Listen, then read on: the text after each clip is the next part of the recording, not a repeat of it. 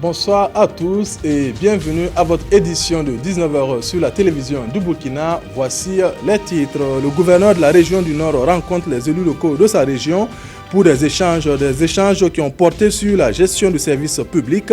Une rencontre qui a servi de cadre pour mieux outiller ces élus sur la notion de gestion administrative du service public. Et puis les organisations professionnelles d'artisans sont en formation ces 8 et 9 février à Orodara.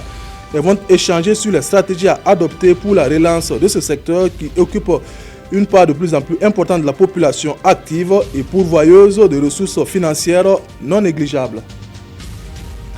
Le gouverneur de la région du Nord était face aux élus locaux de sa circonscription administrative dans le cadre d'échanges sur la gestion du service public. Une rencontre à caractère pédagogique pour ces élus avec des informations sur les notions axées sur la gestion administrative. L'objectif est d'offrir des prestations de qualité aux différentes populations. Irénée Kaboré, Tounaba, Chantal Savadogo. À cette rencontre d'échange entre le gouverneur de la région du Nord et les élus locaux, il s'est agi de révisiter des notions telles que la gestion administrative, le management et le leadership. Des notions qui, du point de vue des maires, contribuent à la bonne gestion de leur collectivité. Un maire aujourd'hui, c'est un acteur de développement que la communauté place au sein de sa commune pour faire bouger les choses au sein de la commune. Donc c'est tout un ensemble de conseils, de formations qu'il nous a rapporté aujourd'hui. Cette formation a été aussi l'occasion pour les maires d'évoquer les préoccupations liées à la gestion du bien public. Ça a été une occasion de donner et de recevoir. Nous avons pu comprendre et connaître les préoccupations des maires et nous nous sommes engagés à œuvrer ensemble de sorte à ce que ces préoccupations-là s'élèvent et faire en sorte que le développement local soit une réalité. Cette rencontre s'inscrit dans le cadre du renforcement des capacités des élus locaux afin d'asseoir les bases d'un développement durable. La fraternité Tevenu du nom de ce missionnaire français vient en soutien à la pouponnière Omo Kizito. Une délégation de cette structure composée de membres venant de Chambéry et de Ouagadougou est allée encourager le personnel qui a en sa charge une dizaine d'enfants. Une occasion aussi pour recueillir les préoccupations de ce centre dédié aux tout-petits. Konsono Koulibaly, Vincent Kendrebego. Une délégation de la fraternité Tevenu en visite à Omo Kizito. Composée de fidèles catholiques de Ouagadougou et de Chambéry en France, la délégation est allée à la découverte de cette pouponnière qui prend en charge plusieurs dizaines d'enfants vivant hors du cadre familial. C'est beau de voir tout ce dévouement, cette disponibilité, tout cet amour, et on ne peut que vous encourager à continuer. Et on peut assurer l'Église qui est à Ouagadougou que les diocèses de Chambéry nous les porteront dans leurs prières. Et puis si on peut les aider par d'autres moyens, financiers entre autres, eh bien nous penserons à eux. Cela va nous encourager et nous permettre de mieux prendre en charge nos enfants. Et le fait de savoir qu'il y a des gens qui pensent à nous, qui nous soutiennent. En plus de choyer les tout-petits et d'encourager le personnel à leurs soins, les visiteurs ont aussi pris connaissance de quelques défis du centre. C'est le cas de la normalisation de ces bâtiments afin de mieux prendre en charge certains cas, comme les enfants vivant avec un handicap. La section provinciale de l'UPC, l'Union pour le progrès et le changement du Oué, a animé une conférence de presse à Bobo Dioulasso, un exercice sur les actions de son parti et surtout celle à l'Assemblée nationale. Cette section locale de l'UPC s'est aussi prononcée sur l'actualité. Maneka Yen Ali Traoré.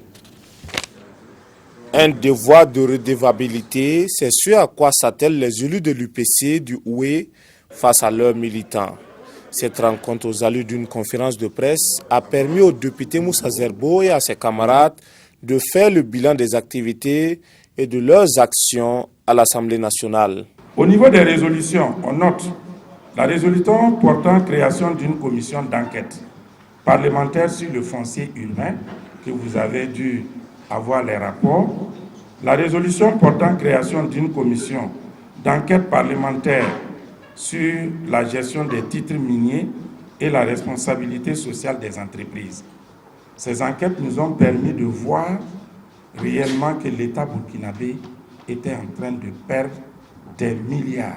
L'affaire des tablettes, la non-participation de l'UPC dans la gestion de l'État, le conflit entre Dozé et Korlouego à l'ouest du Burkina, bref, plusieurs sujets sont abordés ici par les conférenciers du jour. Et nous avons marqué notre solidarité avec nos chefs au niveau local, ce qui est tout à fait normal. Certains ont voulu récupérer ça autrement pour dire qu'on était en train d'aller sur des trucs claniques. Que parce que la consonance Korlouego vient d'une autre ethnie et que c'est ça qui cause problème. Et pourtant, il n'en est rien. Les conférenciers ont par ailleurs déploré la gestion du pouvoir en place et affirment que leur parti est disposé à accompagner le développement du Burkina à travers son expertise. L'étuvage de riz est une activité qui a de plus en plus un visage féminin. Pour renforcer les activités de ces femmes, le Club des ambassadrices, une association canadienne, s'engage à soutenir davantage les étuveuses de riz du Burkina Faso. Les deux parties se sont retrouvées à Bobo-Dioulasso pour échanger autour des différents axes de leur coopération. Hassan Gourabou, Moussa Sanon. La valorisation du riz national à travers l'étuvage et le renforcement des organisations d'étuveuses, le Club des ambassadrices du CECI, le Centre d'études et de coopération internationale du Canada, en fait sa priorité au Burkina.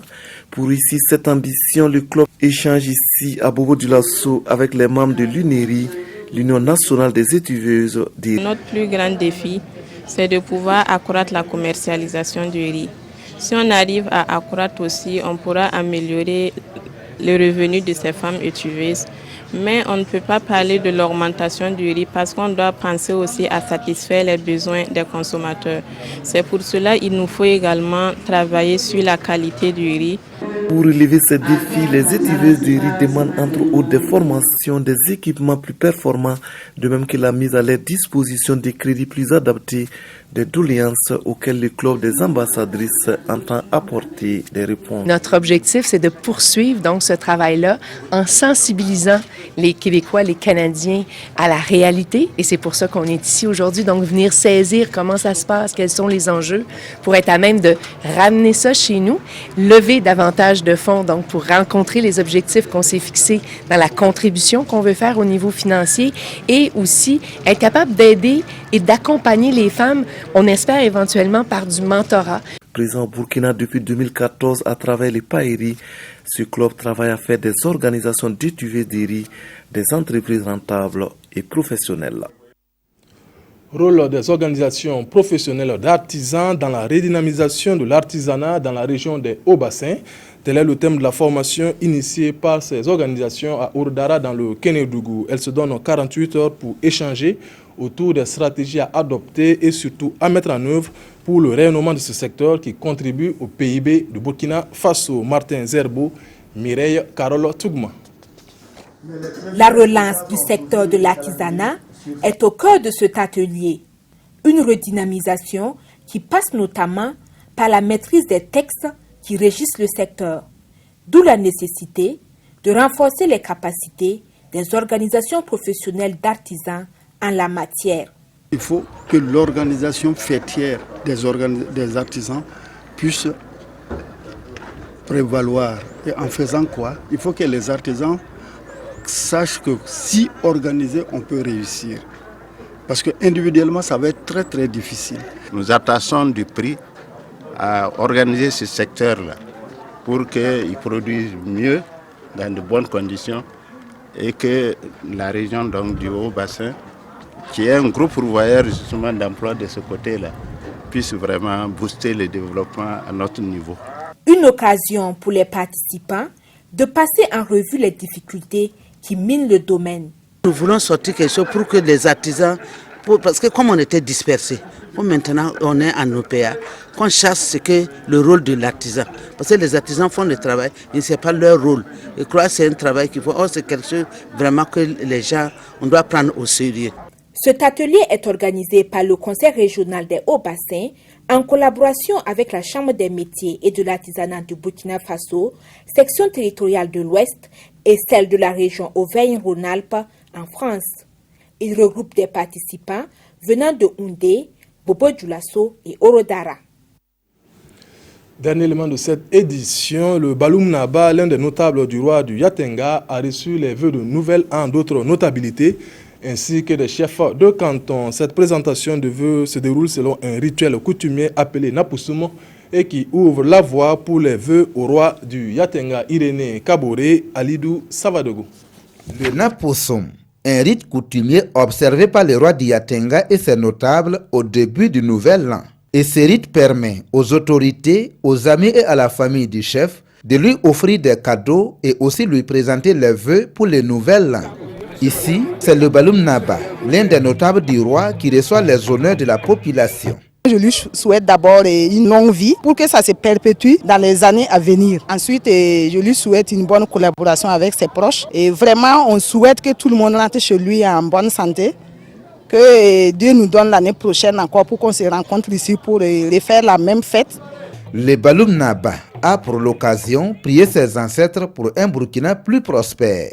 C'est un événement important pour nous parce que c'est aussi ce jour que nous arrivons à exprimer nos vœux de bonne santé, de longévité, de heureuse et bonne année. C'est également un événement de réjouissance populaire. Les populations donc dansent, ils chantent, ils communient donc avec leur chef. Le Baloum Naba est le notable qui a la charge de l'intendance du palais royal. Le Napoussoum est annuellement organisé par chaque notable. C'est la fin de cette édition. Nathalie Kaoré vous retrouve pour le 20h. Bonne suite de programme sur la RTV. Bonsoir.